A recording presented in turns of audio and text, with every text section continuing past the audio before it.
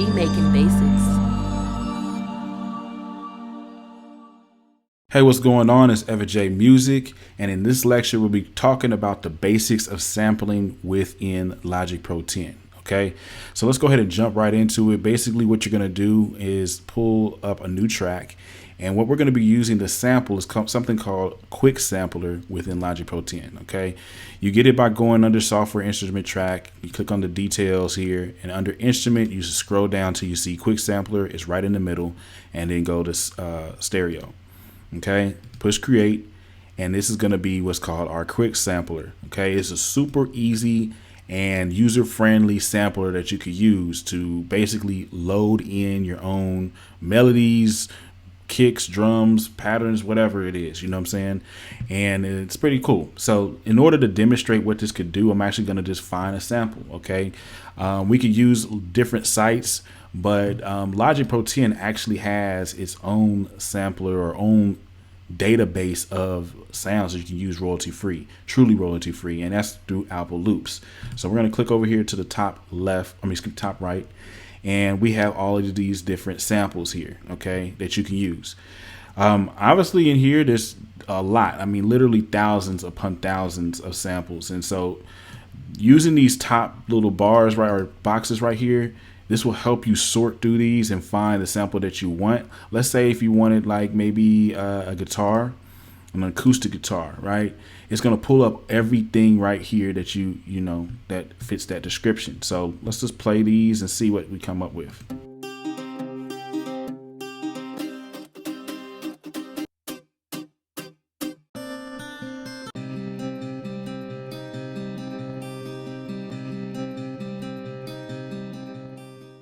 Hey, what's going on, man? If you would like to learn how to make beats in Logic Pro 10, then I want you to pay attention, all right? I go by EverJ Music. I'm a producer, and my music's been licensed to Love and Hip Hop, Real Housewives, Black Ink Crew, Basketball Wives, Married to Medicine, and the list goes on.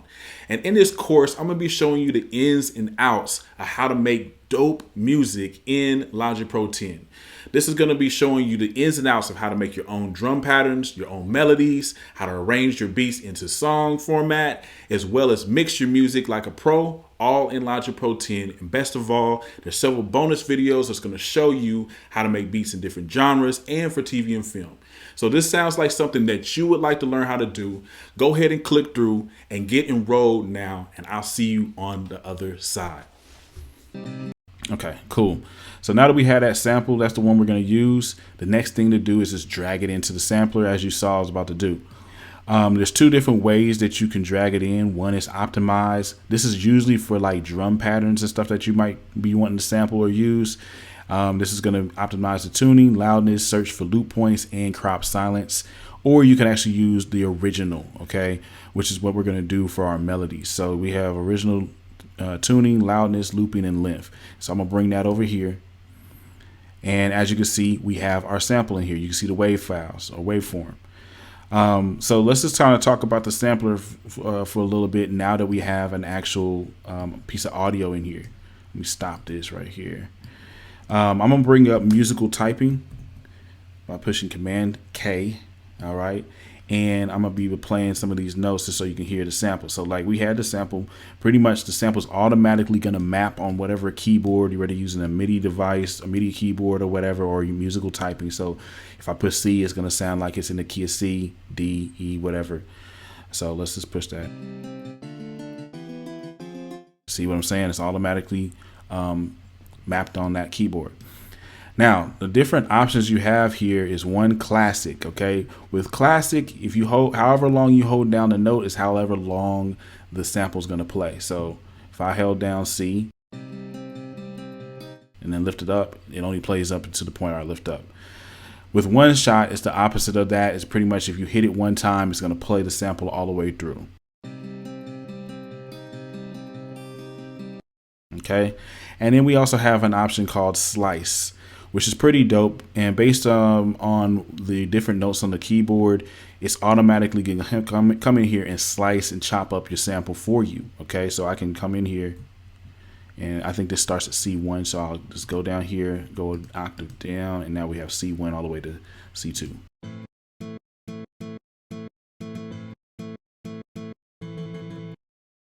And you can kind of see how that can easily be pretty dope.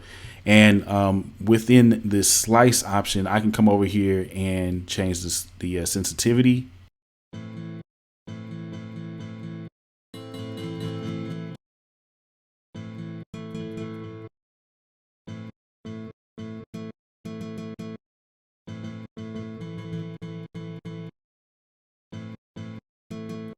Or I can even move these markers around based on, you know, different chop points. And I can even come in here and just click wherever you want on the sample, and it will create a new marker point. Okay, you can come over here, delete the slice marker if you want, just like by right clicking, and it's pretty cool. All right.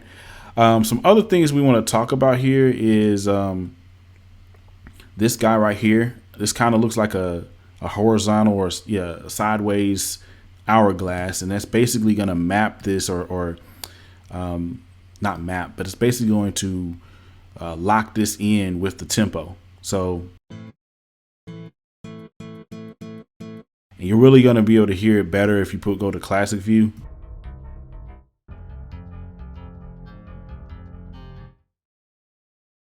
It's going to go up an octave.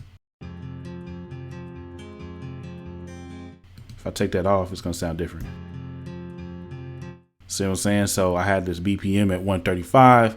When I have this selected, it's pretty much going to play that BPM, play it at that BPM to, you know, for overall. Other things that you could do here is you can reverse the sample. If you go to where it says playback, you can click on that. It will reverse the sample. Okay. And you can put a loop on the sample. So you see where it says loop? Wherever you have these loop points right here, that's where it's going to continue to loop after the sample's already played through.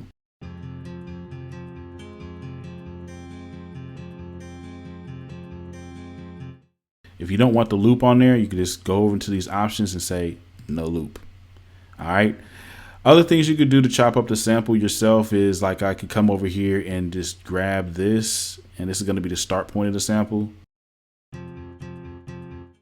If I go up to the top, I can like move this part right here. It's going to put a little slight fade.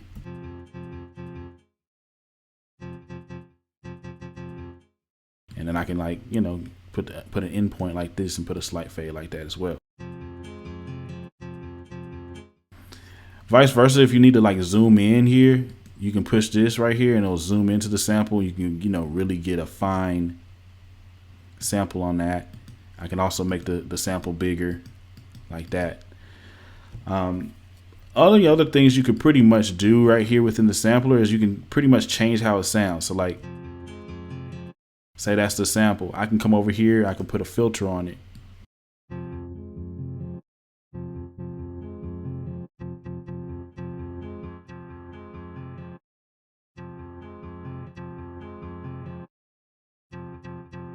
Okay, I can put a glide on it.